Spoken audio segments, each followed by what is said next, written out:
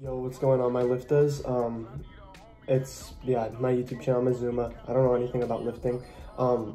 Guys, today we're gonna be discussing one of my favorite fitness influencers, Yoel Smeedman. He is a functional fitness coach, okay? He does not accept weakness from his students. When people see this, they'll either say, wow, this looks dangerous, or they'll say, wow, this looks like something that can make me stronger. Because weakness is not allowed to exist while I'm on watch. We destroy weakness, we abolish it, we annihilate it. Weakness has no place in your life, therefore I will make every effort to eradicate my weakness from the face of the earth. Weakness is something that he destroys in the gym, okay?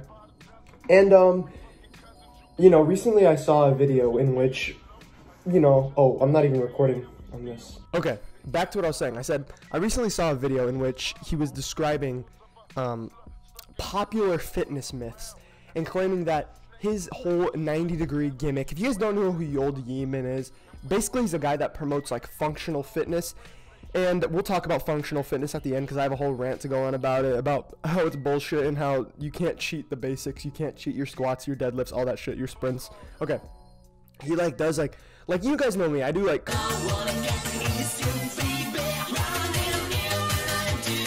cursed lifts. Like I do like some like fulcrum deadlift. I do some like weird inverted pulls or whatever. All that stuff though is just for fun. It's like obviously a joke at the end of the day, right? Like we can't take everything too seriously. But Yoel Smeedman, he claims to have this method in which, you know, you put your joint angles at 90 degrees, and through this apparently you're supposed to unlock better mobility through isometrics in this point, which, hey, I'm not saying like that in itself, 90-degree isometrics is a bad thing. I think that alone could be good for athletes, right? But when you neglect mobility training and when you preach this whole narrative that you don't need to go past 90 degrees, I think it's a little bit disingenuous, and he promotes it as like it's some kind of, I guess, like newfound thing. So we're gonna look at his video today. I'm gonna scientifically use science to dismantle his teachings, right? So because in this video he talks about, oh, like I shouldn't be able to do this but I can do it because of my what is this, man? I think something's wrong. He claims that he there's popular fitness myths where they need to train mobility and stuff like that. So as you guys can see, it's this video right here, but I'm just gonna show you some of the stuff that he shows. Oh shit. Dude, I don't know what is going on right now, but apparently every time I must have hit a button or something that made the video stop recording. I hope it didn't like decimate my footage because I thought I had a good flow there, but you know, whatever, dude. Anyway, guys, this is Yoel Smeedman, right? He's my boy. As you can see, he's kind of a handsome dude. I'm not gonna lie, dude. Like, you know what I mean? Like, he's pretty sex. But this is like the kind of like training he promotes. So as you guys can see here, it's you would not want to do this in your public gym unless you were like trying to get views on Instagram. There's a lot of shit that he's got going on here, which I mean, like this exercise in itself, like it doesn't, none of this is like it's just like. Is it like hurting this guy? No, it's not hurting him, right? But it's not, I don't think it's like how an athlete should really train, in my opinion.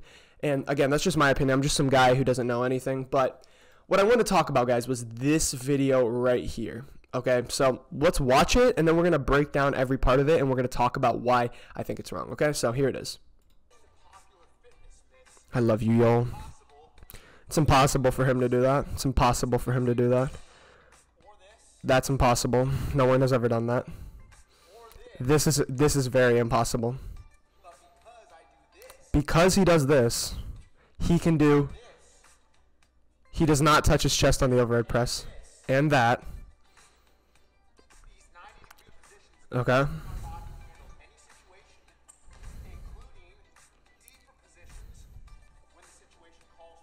Okay, that's sex. All right, now let's talk about all this, okay? Because there's a lot to unpack here, especially with all three of these movements that he does, the deadlift, the dip, and the squat. We're going to be discussing every single one of these, okay? Because I think there's a lot to talk about here. So he's claiming that according to popular fitness myths, which these are not myths, okay? I have anecdotal evidence. I'm sure a lot of you guys can speak up, and speak up in the comments, dude. If you're someone who squats ATG, if you're someone that can do a really deep dip, an ATG dip, and you have nice, your joints are in good conditions, they don't hurt, all that stuff, because my knees feel great I have not had a knee problem, knock on wood, right? But we can vouch for the fact that training 90 degrees is not the way you get into these ATG deep positions, right? Okay, I'm not trying to like flex here or whatever, but I'm just stating a fact, right? I can squat decently heavy. I'm not super strong or anything, but I can squat like pretty decently heavy for my body weight. ATG in Vans, okay?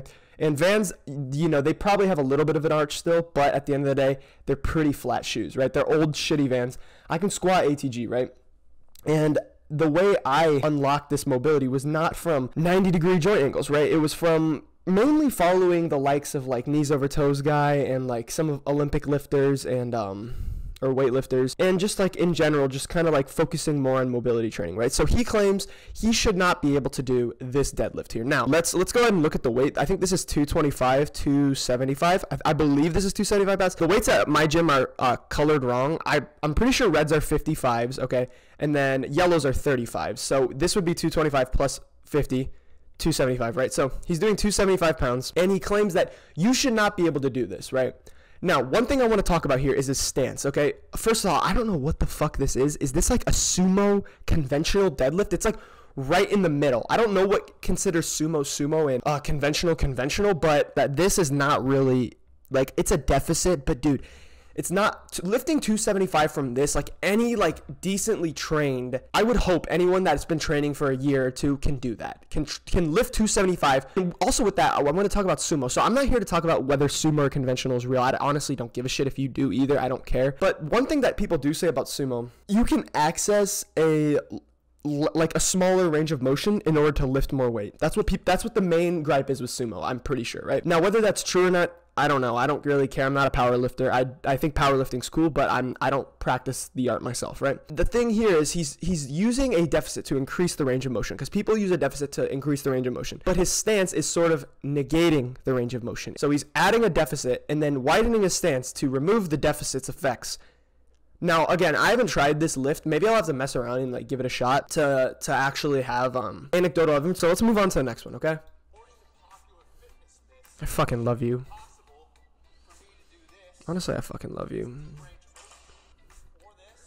Okay, now this one, okay, to be fair, it's a little bit impressive. Like it's kind of cool, you know, like Yoel, I do think like your face right here is really nice, but I do think that getting this deep dip is actually pretty it's good. But the thing is, dude, there's no weight, there's no it's one rep, like, bro.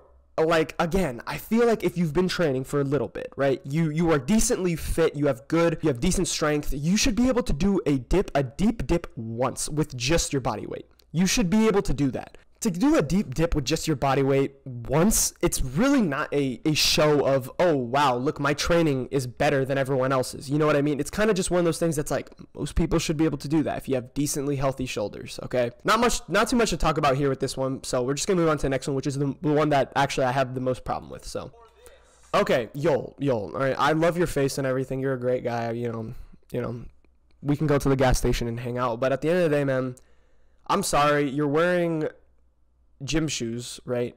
These, I'm willing to bet, have an elevated heel. Oh my, I don't want to sound like one of those guys that's like, you're not deep enough. Again, I don't care about how deep you guys want to go on your squats. I'm saying he's talking about, oh, I can get in these really deep mobile positions, and it's because I train 90-degree positions. No. Okay, first of all, this is not a very deep squat. I'm sorry for those of you that don't think so. This is not a very deep squat. A deep squat is usually like hamstrings touching your calves, okay? That's like what I would consider a very deep squat. And again, I don't care about how deep you squat. I'm not saying if you squat low bar parallel, that's not a real squat. I don't care. Along with the heel elevated shoe and the not deep squat, he has the weight in a goblet position. And this is the number one thing, because if any of you guys know like decent biomechanics or how the body moves, one of the things you guys will know is that you can get into a deeper squat when you have weight out in front of you. And I'm not sure how heavy this weight is. It looks like it's maybe 60, 70 pounds, right? Go ahead for me and get into the deepest squat you can get without any weight,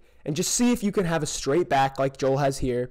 And you don't even have to go ATG, right? And if you can get into that position, try to go a little bit deeper, try to go a complete ATG squat. And I guarantee either two things will happen. Your back will round and you'll come through the middle here, or your heels will come up off the ground, okay? Now, if you have a weight lying around, go ahead and grab that weight and then just hold it out in front of you. And you will see very quickly that it is much easier, much easier to get into this position get into an ATG squat when you have the weight out in front of you, okay? That's why I think front squatting, it's easier to go deeper. A high bar ATG squat, for me, I could still get deep, but it was a lot harder to get as deep as I could in a front squat. And why is that? It's because the weight is front loaded. The more weight you have out in front of you, the farther you hold out that weight, the easier it's going to be to dip into that ATG position because it acts as a counterweight, right? In order to stay upright and have a straight back and have a thoracic extension in that ATG position, right, you need good mobility. Otherwise, you will fall backwards if you try that, right? You will fall backwards. You'll put too much weight on your heels. Most people don't have the hip mobility, the back mobility, and the ankle mobility to actually